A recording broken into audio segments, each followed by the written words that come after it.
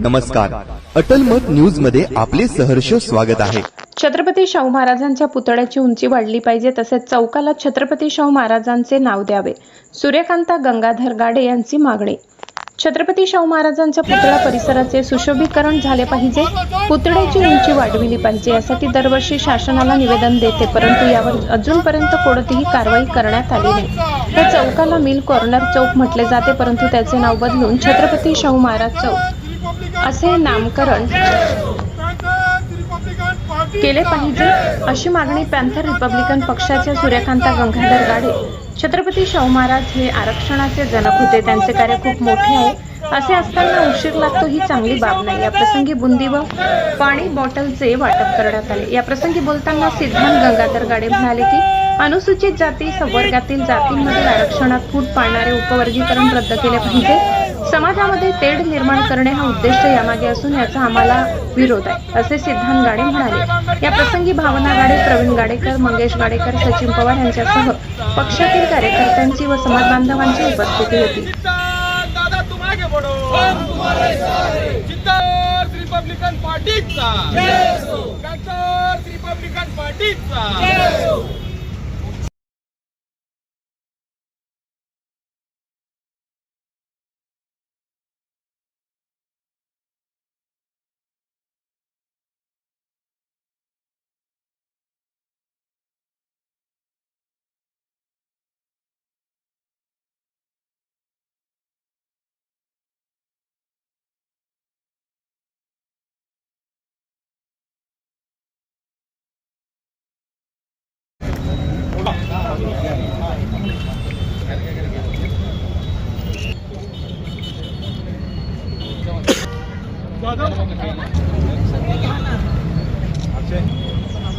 या पटापट या ना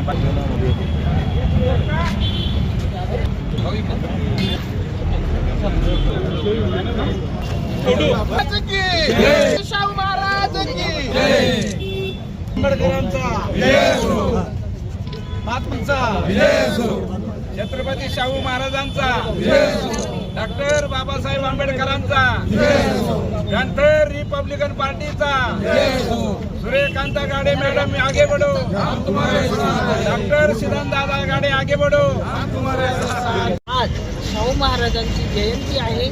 जयंती निमित्ताने मी कोटी कोटी प्रणाम करते आणि दरवर्षी मी पुतळ्याची उंची वाढवायची, दुसरा पुतळा पाहिजे आणि चबुतरा पण चांगला करायला पाहिजे अशी अपेक्षा सरकारकडून करते।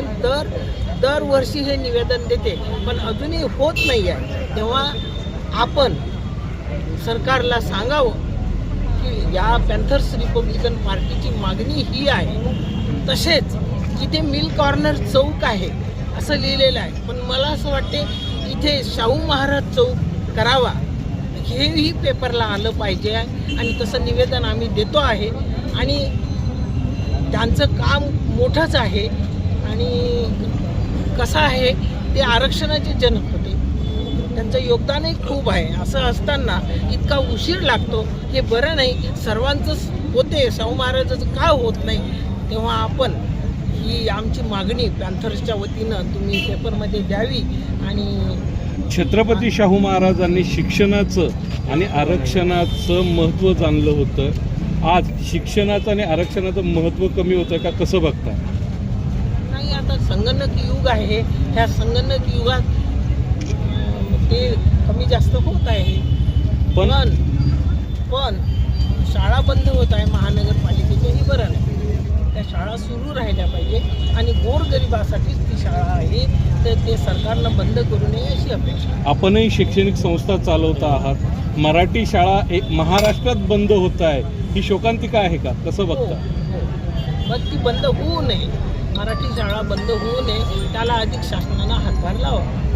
करताय पुतळ्याची उंची वाढवावी, उंची शाहू महाराजांची ऑलरेडी उंची खूप आहे, पुतळ्याची उंची वाढवल्याने त्यात काही भर पडेल का, काय वाटतं? नाही, हे ट्रॅफिकच्या दृष्टीनं म्हणा, या रस्ता जरा फार कमी आहे, या दृष्टिकोनातून ती उंची वाढवली पाहिजे। जशी बाबासाहेबांचंही तिथे तुम्ही केलं आहे, छत्रपती शिवाजी महाराजाचं क्रांती चौकात केलेलं आहे, तेव्हा छत्रपती शाहू महाराजांचा चौक चांगला देखणा करावा अशी आमची अपेक्षा. या चौकाला शाहू महाराजांचं नाव द्यावं अशी मागणी आपल्या पक्षातर्फे महापौर, महानगरपालिकेचे सभापती आणि आयुक्त जिल्हाधिकारी यांच्याकडे करण्यात येणार आहे का? हो करण्यात येणार. आज शाहू महाराजांची जयंती दरवर्षीप्रमाणे पॅन्थर्स रिपब्लिकन पार्टी मोठ्या आनंदाने आणि उत्साहाने शाहू महाराजांची जयंती आपण साजरी करत आहोत. आपल्याला माहीत असेल की छत्रपती शाहू महाराज हे शिक्षणाचे पुरस्कर्ते होते आणि सामाजिक समतेचे प्रवर्तक होते आणि ध्येयवादी होते.